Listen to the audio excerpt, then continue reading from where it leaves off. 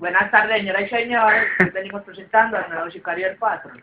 Es decir, se consiguió un nuevo y contundente sicario, campeón de la lucha libre, que tiene la posibilidad de pegar superpuños. Ahora les voy a demostrar.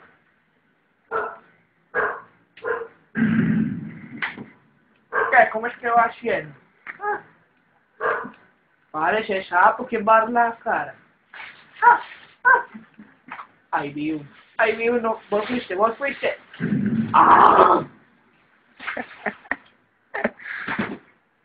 ¿Qué? Parate. ¿Qué? Vos también, a comer a otro lado, hoy. Hoy ahora vamos a demostrarlo con mi hiperpatada. ¿Qué? ¿Pipi qué?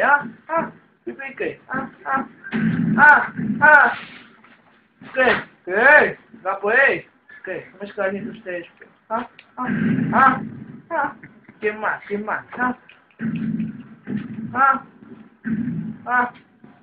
De 3 puños prendo un coso de...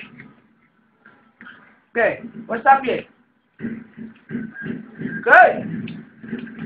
Parcero, a mí no me dispara.